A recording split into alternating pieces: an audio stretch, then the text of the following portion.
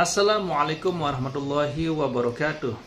Alhamdulillahirabbil alamin, wassalatu wassalamu ala asyrafil anbiya'i wal mursalin sayyidina Muhammadin wa ala alihi wa sahbihi ajma'in. Amma ba'du. Apa kabar sahabatku semua? Semoga selalu dalam keadaan sehat walafiat, dimudahkan segala urusannya dan dilancarkan rezekinya. Amin ya rabbal alamin. Pada kesempatan yang berbahagia ini, mari kita simak bersama tausiah atau kajian dari guru kita, almarhum Kiai Haji Zainuddin MZ.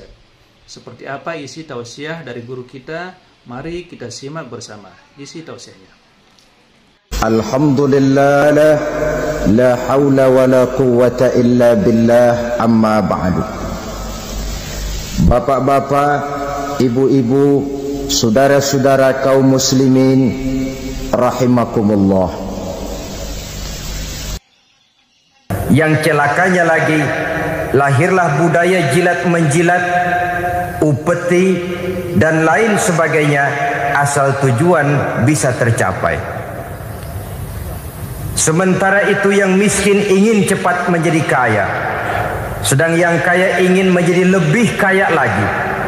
Kalau boleh tidak hanya sekedar dia saja yang kaya, anaknya harus kaya, cucunya tidak boleh miskin dan kere, bahkan cucu daripada cucunya pun harus jadi orang-orang kaya.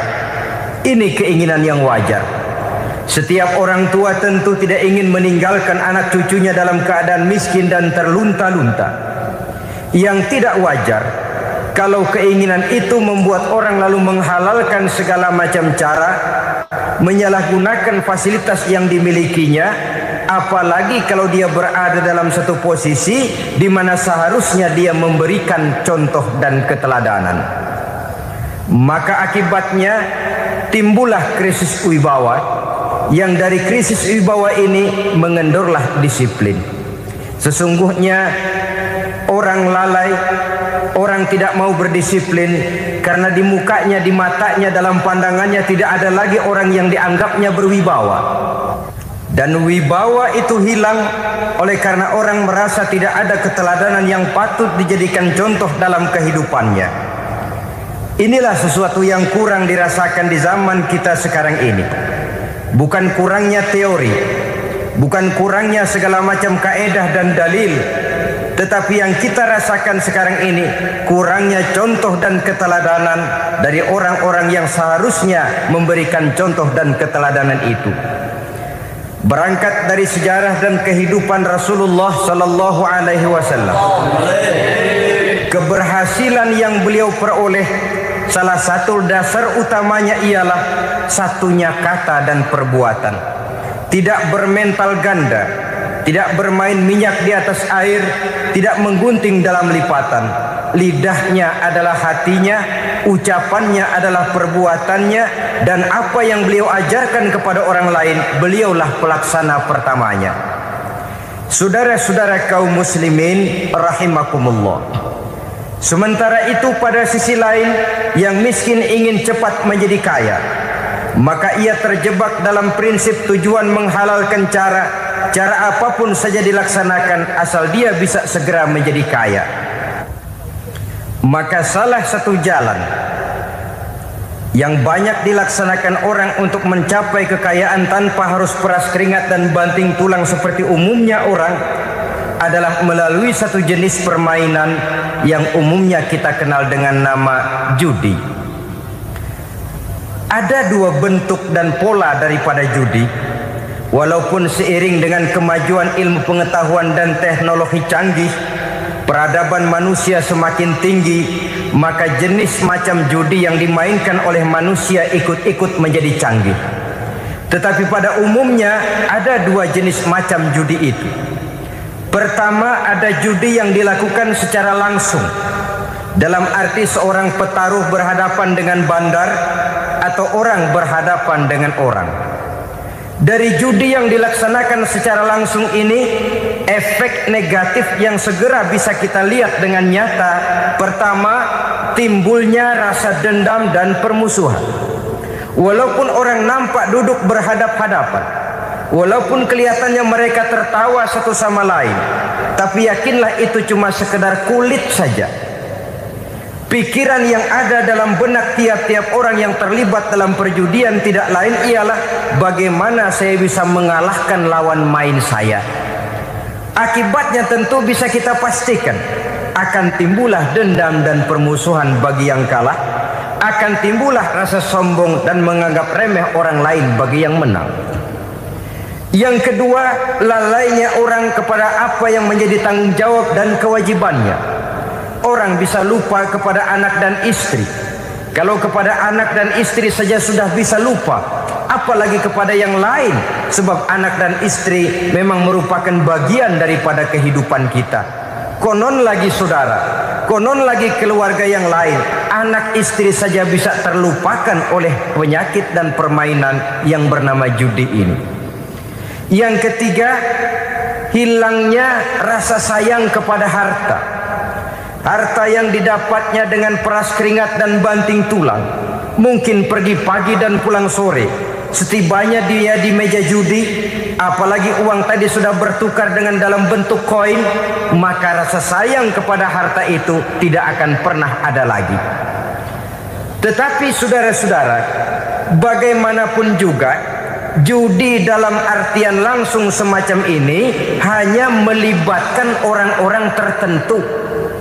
Artinya selektif.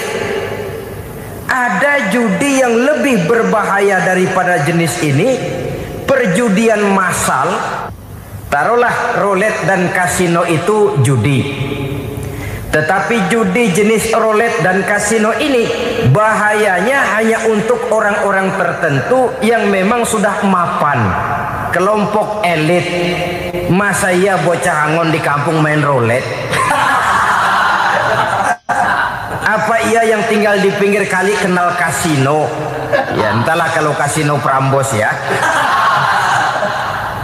Dari judi massal semacam ini lahirlah penyakit yang dinamakan tulul amal. Tulul amal, orang yang terlalu panjang angan-angan. Bukan tidak boleh orang bercita-cita, sebab cita-cita itu perlu. Katanya manusia tidak makan masih bisa hidup 1 bulan lebih. Manusia tidak minum masih bisa hidup 3 hari lebih. Tapi manusia tidak punya cita-cita 1 jam pun dia tidak akan bisa hidup. Karena faktor yang membuat kita bergairah menghadapi kehidupan, faktor yang mendorong kita untuk tetap berusaha dan tegar menghadapi resiko, karena adanya cita-cita di dalam kehidupan kita. Tetapi cita-cita tanpa direalisir dengan usaha, cita-cita yang tidak berangkat dari kemampuan yang ada, pada akhirnya hanya akan merupakan cita-cita yang mengawang, tidak akan terwujud dalam kenyataan, dan akan membentuk manusia menjadi orang yang tulul amal, panjang angan-angan, terlalu muluk keinginan, tidak berangkat dari kemampuan dan kesanggupan yang ada pada dirinya sendiri. Maka penyakit inilah yang telah menghasilkan dan melahirkan penghayal-penghayal kelas berat, tukang-tukang ngelamun kelas tinggi yang hidup di angkasa luar. Dan sejarah belum pernah mencatat ada orang menjadi kaya karena judi, itu belum pernah. Saudara lihat saja orang kaya yang namanya Adnan Khashoggi, orang kaya yang namanya Henry Ford, orang kaya yang namanya Aristotle Onassis, orang kaya yang namanya David Rockefeller.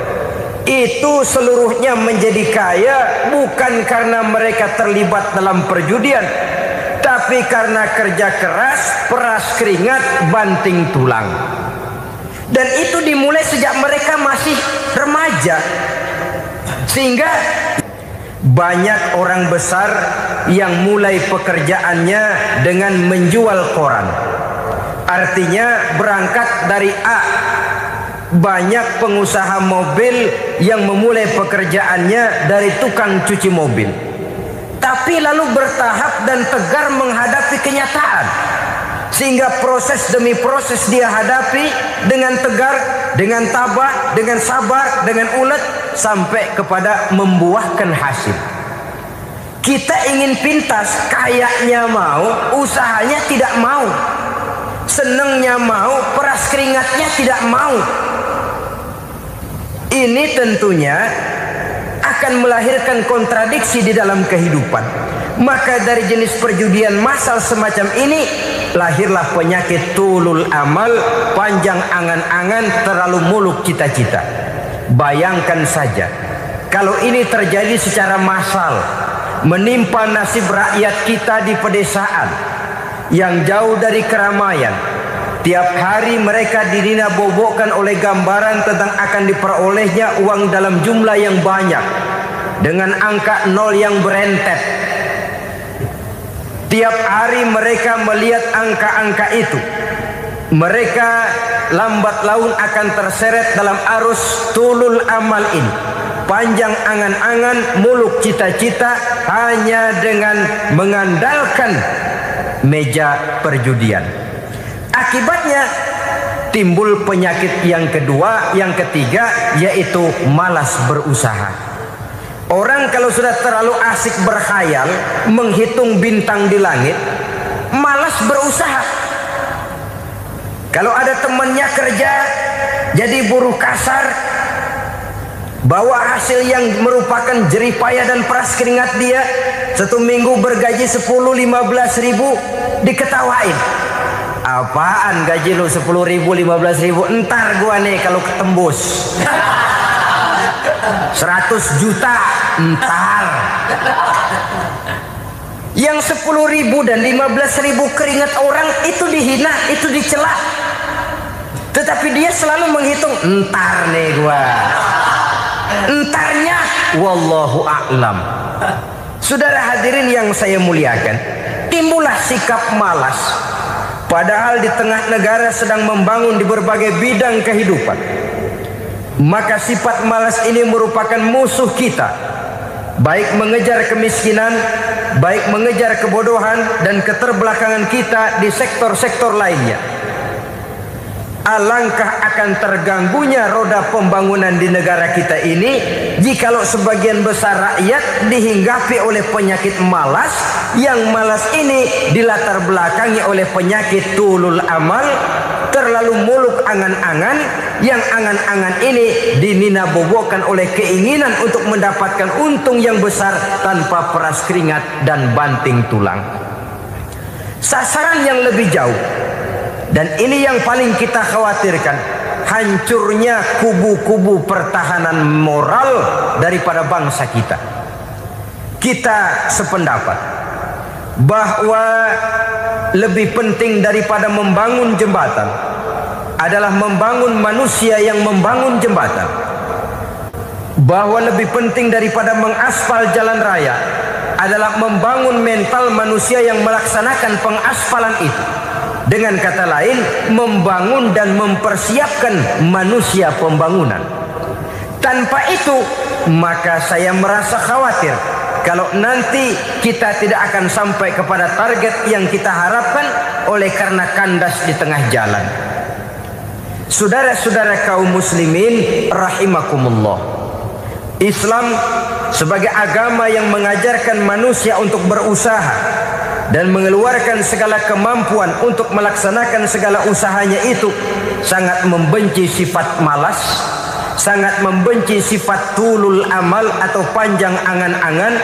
Dan oleh karena judi melahirkan dua sifat itu, Islam sangat menganjurkan pengikutnya untuk menjauhi segala macam jenis perjudian, baik yang terang-terangan maupun yang dilakukan secara samar-samar, tidak ketara, judi canggih sesuai dengan canggihnya teknologi daripada manusia itu sendiri.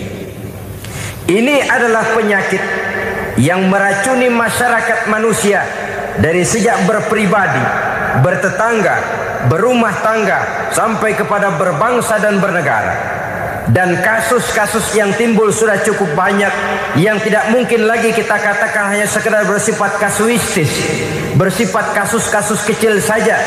Sebelum riaknya naik ke permukaan, marilah kita membuat benteng untuk masing-masing pribadi muslim memelihara dan menjaga diri jangan terseret dalam permainan yang bernama judi apapun bentuknya, bagaimanapun cara dan ragamnya, karena jelas bahayanya lebih besar daripada manfaatnya. Taruhlah kita barangkali kemarin-marin hanyut dalam arus perjudian, tetapi hendaknya kita bisa mengambil pelajaran bahwa seorang mukmin adalah seorang yang apabila dia melakukan kesalahan, dia segera sadar, dijadikannya pelajaran untuk tidak diulanginya lagi pada masa-masa yang akan datang. Dengan sikap semacam itu, kita tidak lagi akan mengulangi kesalahan-kesalahan lama, dan grafik kehidupan kita dari hari ke hari akan makin menunjukkan hal-hal yang baik dan positif adanya. Saudara-saudara kaum muslimin rahimakumullah, kalau ABRI masuk desa, rakyat beruntung. Kalau jaksa masuk desa, rakyat bahagia.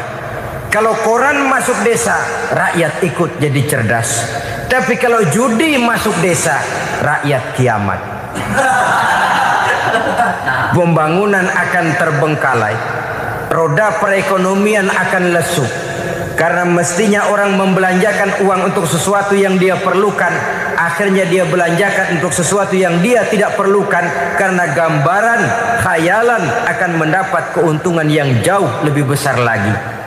Padahal istilah orang-orang tua kita dulu, lebih baik makan singkong betulan daripada makan roti ngimpi.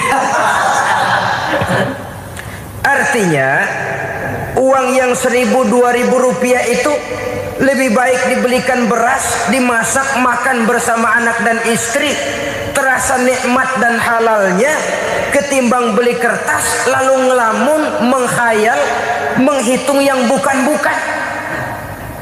Itu kertas dibolak madep ulon, dibolak madep mudik, diputar sana, diputar sini, akhirnya palanya ikut muter. Kira-kira apa yang cocok? Masih belum puas kertas dilihat orang gila ditanyain.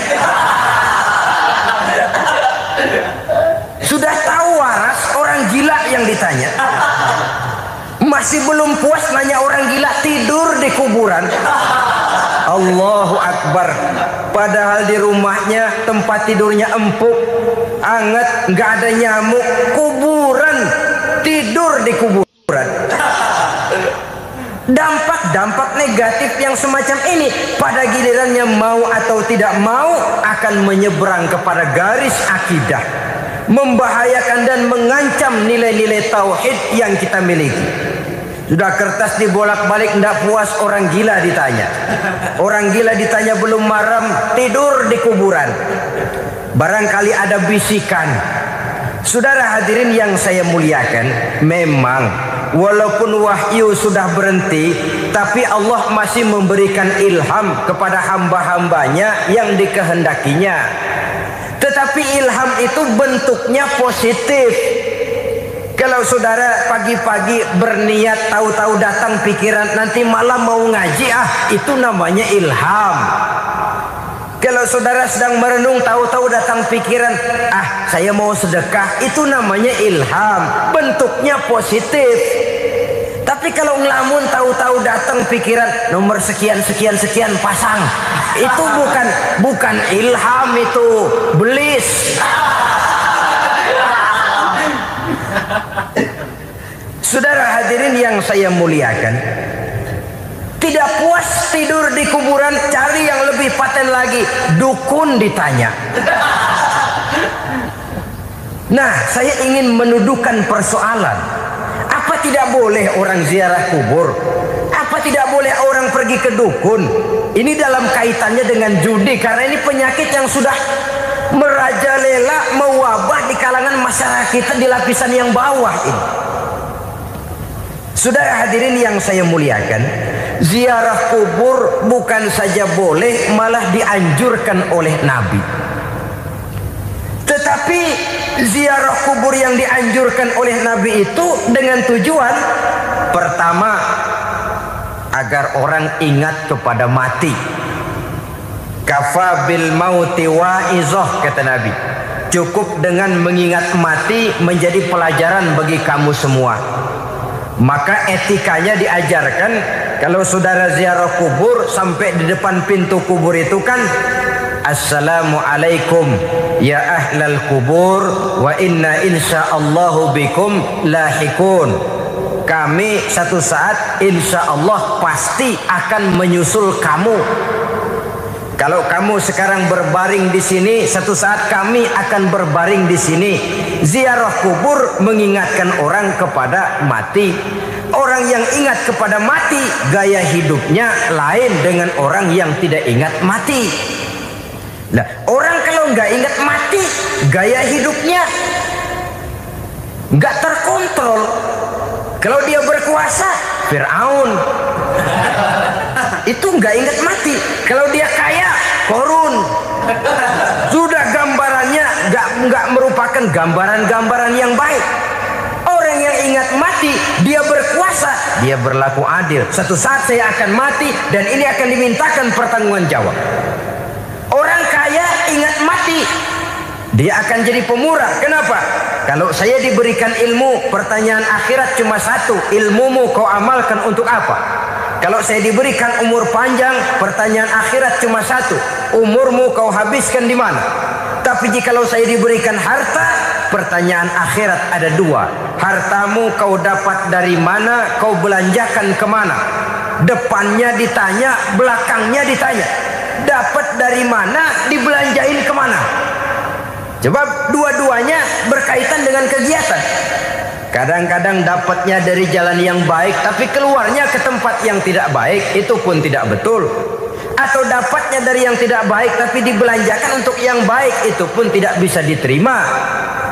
Oleh karenanya, dengan mengingat mati, gaya hidup seseorang jadi terkontrol karenanya. Yang kedua, dianjurkan kita untuk berziarah kubur itu mendoakan orang-orang yang sudah meninggal. Mal mayyitu fi qabrihi illa kal gharikil mutaghawis, kata Nabi. Orang yang sudah meninggal itu di alam barzakhnya adalah seperti orang yang tenggelam di lautan, menunggu doa dari keluarganya yang masih hidup. Apakah itu anaknya, kemenakannya, cucunya, dan lain sebagainya. Adapun yang kalau kita ziarahi itu kuburnya orang-orang yang kita tahu merupakan orang soleh, orang yang berjiwa bersih, yang kita kenal ketakwaannya kepada Allah Subhanahu wa ta'ala, tidak ada salahnya kita bertabarruk, asal jangan dengan satu keyakinan bahwa dia secara mandiri bisa mendoakan kita. Dia hanya bisa melakukan itu hanya dengan izin Allah. Nah, umumnya orang kalau sudah ziarah ke kubur-kubur keramat itu Allahnya kelupaan. Itu yang dikhawatirkan merusak dan mengganggu akidah. Sehingga di awal-awal perkembangan Islam, Nabi pernah melarang orang ziarah kubur itu. Ini bisa kita simak dari hadis, kuntu nahaitukum an ziyaratil qabri fazuruha. Dahulu aku pernah melarang kamu untuk ziarah kubur. Adapun sekarang kalau mau ziarah, ziarahlah kamu. Kata-kata dulu aku pernah melarang kamu itu menggambarkan bahwa pada permulaan perkembangan Islam, nilai keimanan para sahabat masih rapuh, masih lemah, masih memerlukan pembinaan. Sehingga kalau mereka sering ke kubur, dikhawatirkan mereka minta kepada kubur. Nah, tetapi tatkala nilai keimanannya sudah mapan, sudah kuat, kata Rasul, fazuruha. Adapun sekarang kalau mau pergi berziarah, ziarahlah kamu. Masya Allah, apa yang sudah disampaikan oleh guru kita almarhum Kiai Haji Zainuddin MZ sangat luar biasa. Sahabat beriman yang dimuliakan Allah, tetaplah di kajian ini karena kajian ini belum selesai. Maka dari itu, mari kita lanjutkan kembali. Selamat mendengarkan. Saudara hadirin yang saya muliakan, jadi jangan melupakan Allah.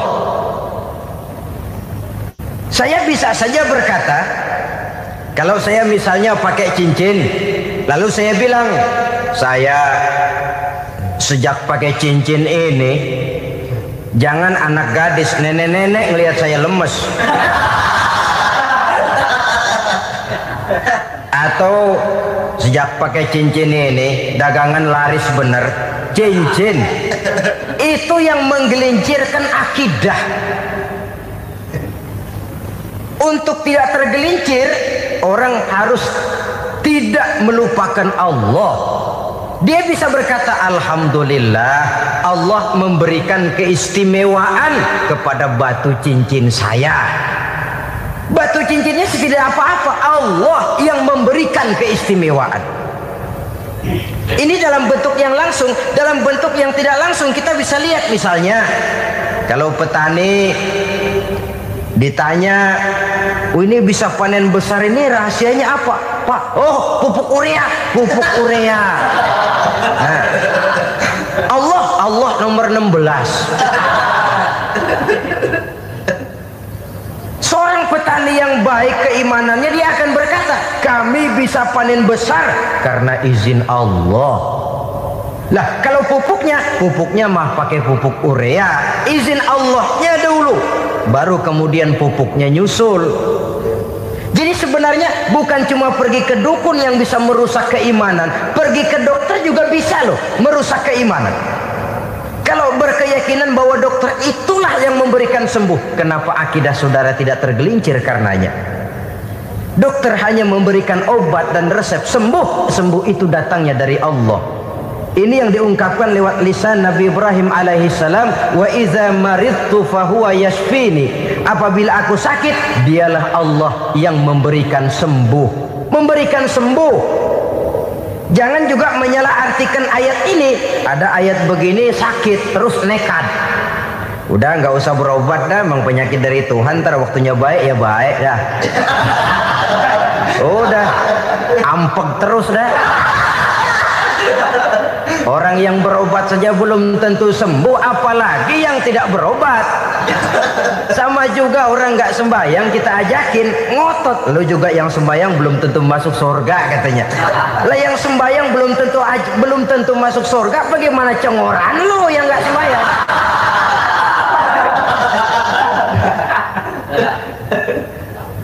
Saudara hadirin yang saya muliakan, kaum muslimin yang berbahagia.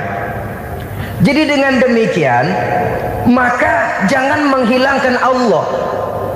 Kita, ajaran pokok dalam Islam adalah ajaran tentang tauhid. Nah, tauhid ini menyangkut mengesahkan Allah, baik di dalam zatnya, baik di dalam sifatnya, baik di dalam perbuatannya, baik di dalam beribadah kepadanya. Tauhid dalam ibadah itu ada. Tauhid dalam zat artinya zat Allah itu tidak tersusun, tidak terdiri dari bagian-bagian yang bisa pecah-pecah. Ya seperti kita ini kan ada kepala, ada kaki, ada tangan. Allah tidak tersusun zatnya dari bagian-bagian. Esa zatnya tidak bisa dibagi-bagi. Esa sifatnya artinya Allah itu sifatnya tidak pernah berubah.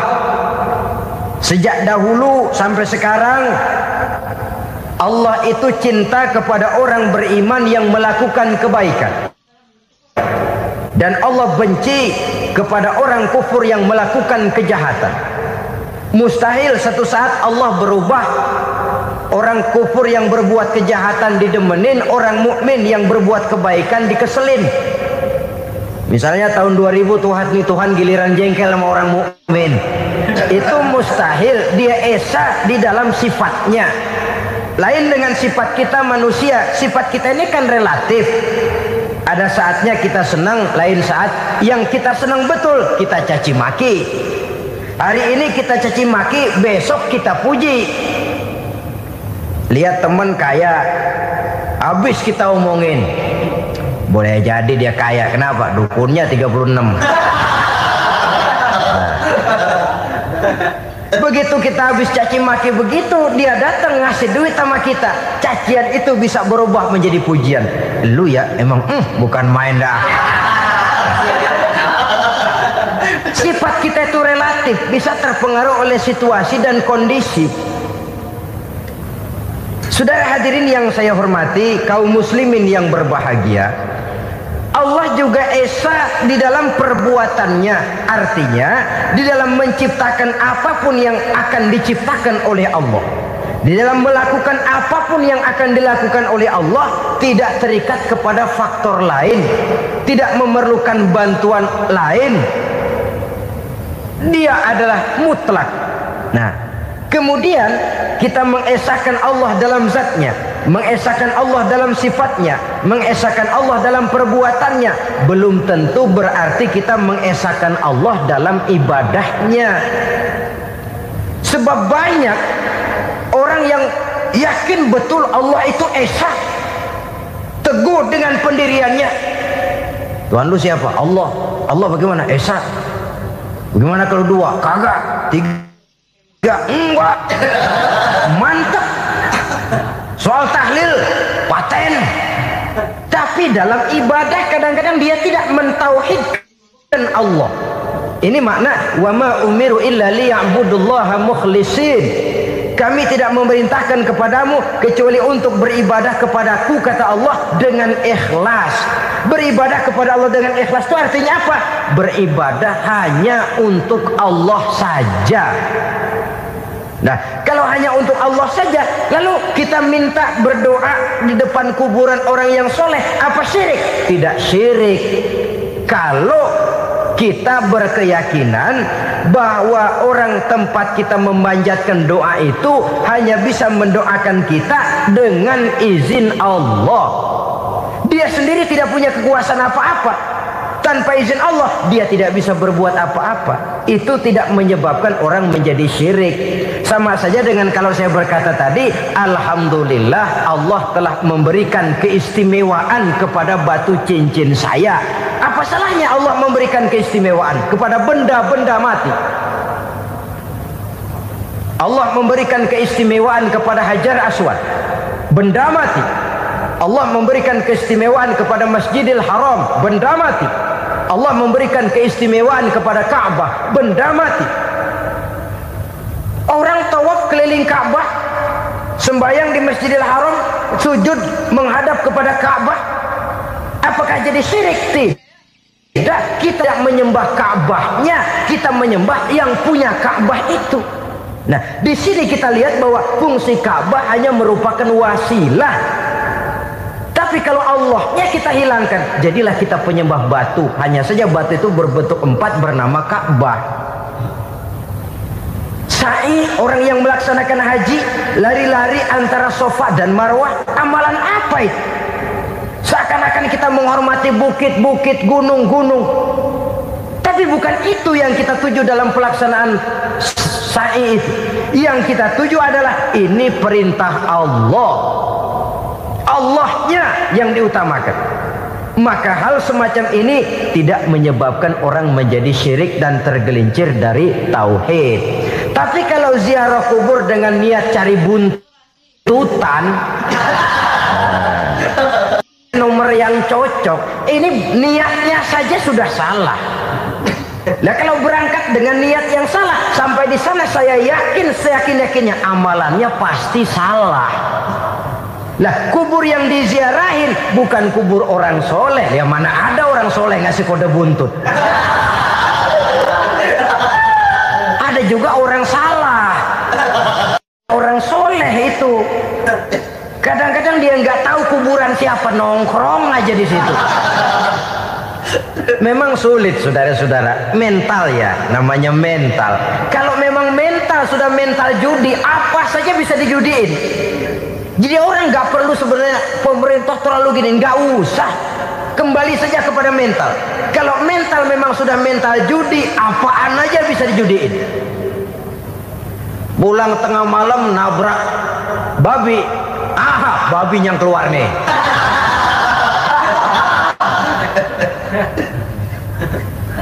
Mobil lewat, nomornya bisa dijudiin. Bajai lewat, bajai bisa dijudiin. Mental. Kalau memang mental sudah mental judi, apapun saja bisa dijudikan. Saudara hadirin yang saya muliakan, lalu bagaimana dengan dukun? Ya, saudara hadirin, pergi ke dukun hakikatnya sama dengan pergi ke dokter. Orang berusaha melaksanakan yang namanya syariat, hakikatnya kembalikan kepada Allah. Syariatnya kita laksanakan. Tetapi, nah ini tetapi, yang pertama saudara harus tahu betul dukunnya itu bayang apa enggak, agamanya kuat apa enggak.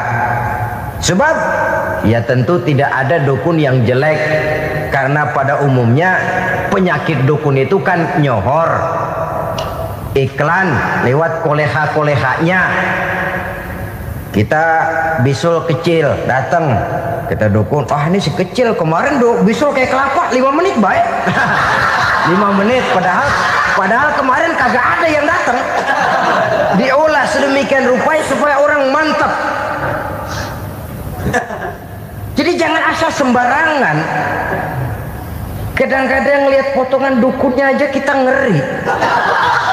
Mukanya sudah klemot, nggak pernah tersentuh air wudhu. Jangankan air wudhu, mandi aja jarang. Yang kayak begini yang dipegang mati-matian, yang dipercayai habis-habisan, akan kita kemanakan tauhid kita ini? Apalagi kalau perginya sudah dengan niat mencari nomor yang jitu. Itu saya katakan lagi tadi, berangkat saja sudah dengan niat yang salah. Orang berusaha silahkan. Sama juga kita ke dokter. Oleh dokter kan setelah diperiksa penyakit kita, lalu dianalisa, oh ini penyakitnya ini, kemudian diberikan obat. Lah obat itu kan tentu ada aturan minumnya tuh.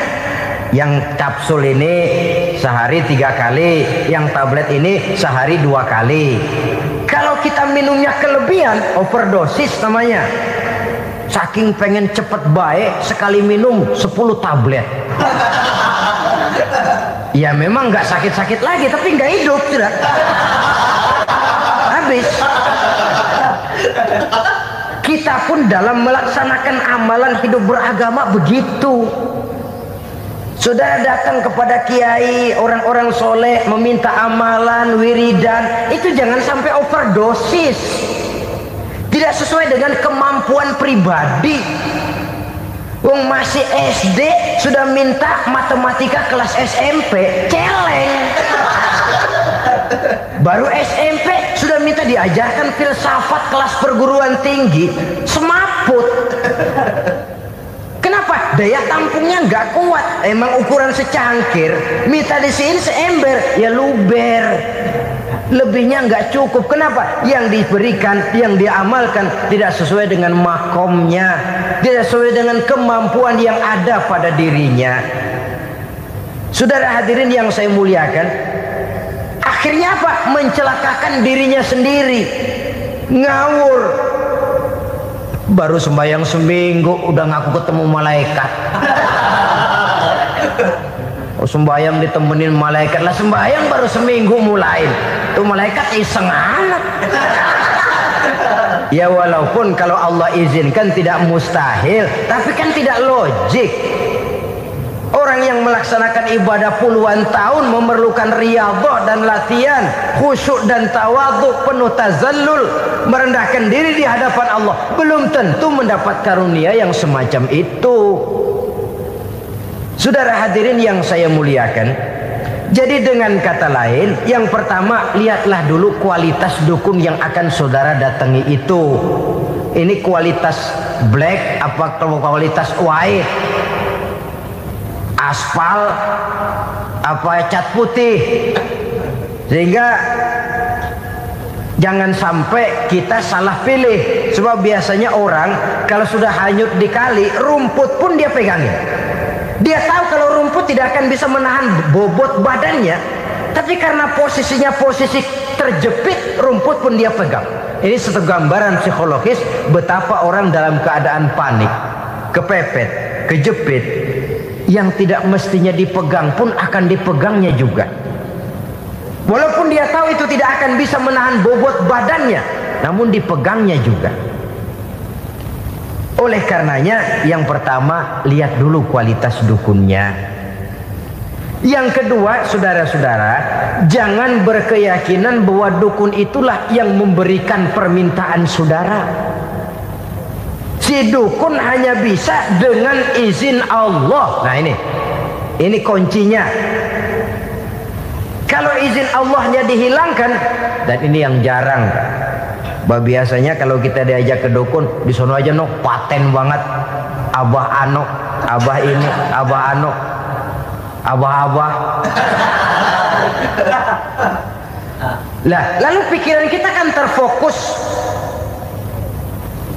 Dikala itulah kita mulai menyampingkan Allah. Di situ yang dikhawatirkan nilai tauhid kita jadi tergoyah karenanya.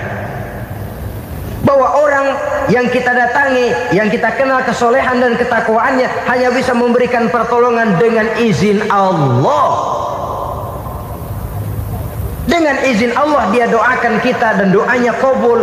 Dengan izin Allah dia penuhi hajat kita dan hajat kita jadi terlaksana, jadi kenyataan dengan izin Allah. Sebab Allah itu memberikan keistimewaan. Ada waktu istimewa, ada tempat istimewa, ada jam istimewa. Kenapa sih sedekah hari Jumat dengan sedekah hari Kamis pahalanya kok lebih besar hari Jumat? Karena itu waktu istimewa. Kenapa untuk sembahyang sunnah dianjurkan sepertiga malam yang terakhir? Karena itu waktu istimewa. Kenapa doa di Multazam, di dekat Hajar Aswad, di Hijr Ismail, di Raudhah dikabulkan Allah? Karena itu tempat istimewa. Memang kadang-kadang ada orang berkata, kalau mau berdoa kenapa mesti di kuburan wali? Di rumah juga berdoa, Tuhan dengar. Betul, Tuhan dengar, bahkan tidak berdoa pun Allah tahu isi hati kita. Tapi soal dikabulkan atau tidak, itu hak Allah. Dan Allah memberikan fasilitas kepada tempat-tempat tertentu dan istimewa. Dan itu diajarkan oleh Nabi. Di Raudhah perbanyak doa. Kenapa? Itu tempat yang mustajabah. Artinya Allah memberikan keistimewaan kepada tempat-tempat tertentu. Dalam konteksnya dengan ini, makom para aulia, para wali, para ulama soleh, tidak ada salahnya kita berdoa di sana, bertawassul, bukan meminta kepada si kiai, bukan meminta kepada si ulama, bukan meminta kepada si wali, meminta kepada Allah melalui tempat yang orangnya kita yakin dekat dengan Allah. Walaupun Allah tidak memerlukan perantara, itu jelas. Allah tidak memerlukan calo, memang. Tapi Allah menyediakan waktu dan tempat-tempat istimewa.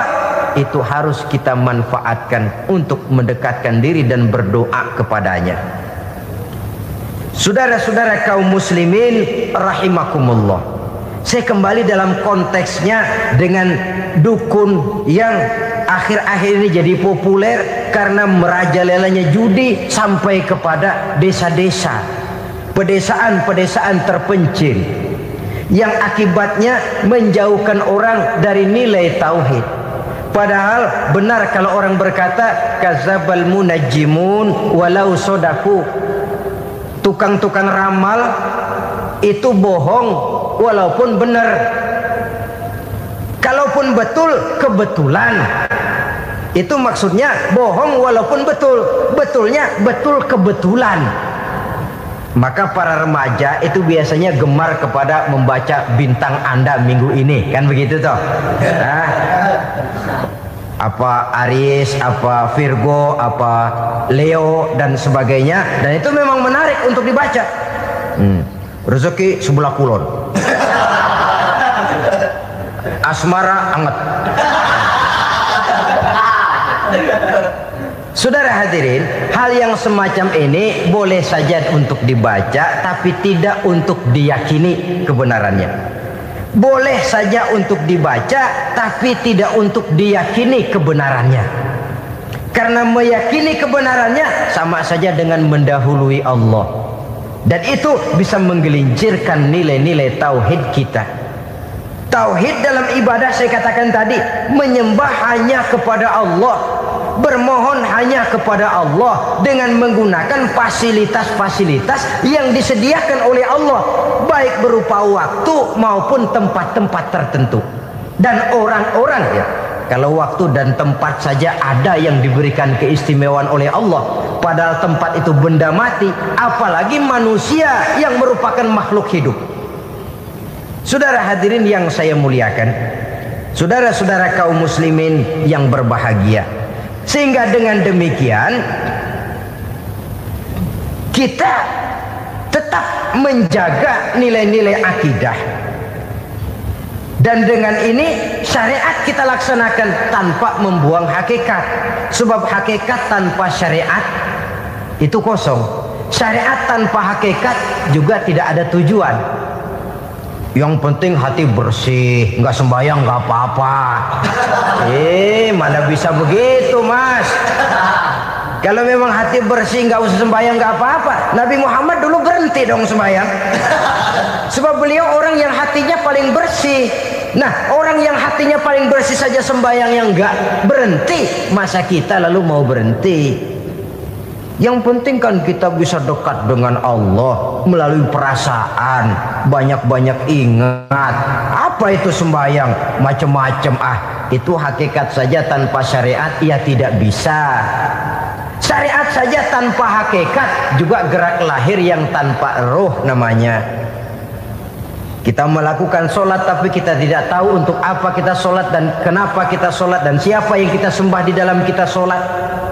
Sehingga dengan demikian keduanya tidak bisa terpisahkan satu sama lain, seperti halnya kulit dan isi. Barangkali pernah saya ingatkan, kulit penting, isi pun juga penting. Hakikat penting, syariat juga penting. Dan kita jangan salah mengartikan, terjebak dalam ucapan-ucapan yang masih memerlukan penafsiran, sehingga lalu kita cenderung mendiskreditkan dan menjelekkan para wali. Misalnya ada ucapannya Syekh Abdul Qadir Jailani yang berkata begini, barang siapa yang masuk ke rumahku lalu ia memakan makananku, maka ia akan masuk surga. Ini kalau ucapan ini dipahami secara apa adanya, ya jelas orang bisa tergelincir. Tapi kalau ditafsirkan secara betul, siapa yang masuk ke dalam rumahku? Di mana rumah Syekh Abdul Qadir? Di mana umumnya rumah para wali? Di masjid. Jadi siapa yang masuk ke dalam rumahku? Masjid. Lah kalau sudah di dalam masjid, makanannya apa? Getuk. Tentu saja tidak. Kalau sudah di masjid itu ya makanannya ya wirid, zikir, tahajud, baca Quran, paling kurang i'tikaf. Jadi siapa yang masuk ke masjid lalu dia sujud, wirid, zikir, ya jelas saja surga. Jangan membaca ucapan ini lantas rame-rame nyari bekas rumah Syekh Abdul Qadir. Rame-rame masuk ya rumah kecil. Saudara hadirin, kita terlalu terpaku kepada materi ucapan dan melupakan filsafat daripada ucapan itu sendiri. Dalam kondisi yang sedemikian, sangat boleh jadi orang lalu tergelincir karenanya. Oleh karena itulah saudara-saudara, saya kembali kepada satu prinsip, bahwa sebenarnya dengan tidak perlu menyalahkan pihak-pihak lain, mari kita kembali kepada sikap mental kita sebagai muslim. Kalau mental memang sudah mental penjudi, apapun bisa dijudikan. Tapi kalau mental itu tidak ada, walaupun di kiri kanan dan depan belakang banyak dibuka tempat-tempat perjudian, saya yakin kita akan mampu menahan dan menjaga diri. Sikap mental inilah yang memerlukan pembinaan dari kita semua. Sehingga dengan demikian kita akan menjadi pribadi-pribadi yang bisa bertahan dari segala gempuran-gempuran yang datang dari luar karena adanya prinsip ketahanan mental itu tadi. Sekali lagi saya ingatkan bahwa judi selamanya tidak akan pernah mendatangkan kebahagiaan. Judi tidak akan membuat orang menjadi kaya. Judi tidak akan membuat orang makin akrab berteman dan bersaudara. Yang jelas judi melahirkan permusuhan dan dendam, membangkitkan rasa malas, memulukan angan-angan tanpa mau peras keringat dan banting tulang, melalaikan orang dari tanggung jawab dan kewajibannya, membuat ia lupa kepada anak, istri dan seluruh keluarganya, dan pada akhirnya dia akan terjebak dalam satu permainan yang makin menjauhkan dia dari proses kesadarannya sebagai manusia. Sebagai uraian penutup, marilah kita renungi firman Allah dalam Al-Baqarah ayat 208. A'udzubillahi minasyaitonir rajim. Ya ayyuhalladzina amanu dukhulu fis silmi kafah wa la tattabi'u khutuwatis syaitan innahu lakum aduwwum mubin. Hai orang-orang yang beriman, masuklah kamu ke dalam keselamatan, masuklah kamu ke dalam Islam secara keseluruhan. Jangan kamu mengikuti jejak-jejak setan, karena setan adalah musuhmu yang nyata dan jelas. Judi termasuk jejak-jejak yang ditinggalkan oleh setan untuk diikuti oleh kita, agar kita mendapatkan kesengsaraan baik di dunia, lebih-lebih di akhirat nanti. Semoga Allah selamatkan kita, Allah selamatkan seluruh bangsa kita dari penyakit-penyakit judi yang melahirkan efek-efek negatif dalam kehidupan. Terima kasih atas perhatian saudara. Mohon maaf atas segala kekurangan. Usikum wa nafsi bitaqwallah. Wassalamualaikum warahmatullahi wabarakatuh. Waalaikumsalam warahmatullahi wabarakatuh. Alhamdulillahirrabbilalamin. Itulah tadi tausiah penuh hikmah, penuh makna yang disampaikan oleh guru kita almarhum Kiai Haji Zainuddin MZ. Tentunya ini sangat bermanfaat sekali untuk kita semua. Sahabat beriman yang dimuliakan Allah, mari kita sama-sama doakan guru kita, semoga beliau diampuni dosa-dosanya dan dilapangkan kuburnya. Amin ya rabbal alamin. Buat sahabatku semua yang sudah menonton video ini sampai selesai, saya ucapkan banyak terima kasih. Semoga Allah Subhanahu wa taala senantiasa selalu melimpahkan rahmat dan karunia-Nya kepada sahabatku semua. Dimudahkan segala urusannya dan dilancarkan rezekinya. Amin ya rabbal alamin. Baiklah sahabatku semua, untuk hari ini cukup sampai di sini dulu. Sampai bertemu lagi di kajian-kajian berikutnya. Wabillahi taufik wal hidayah wa ridha wal inayah. Assalamualaikum warahmatullahi wabarakatuh.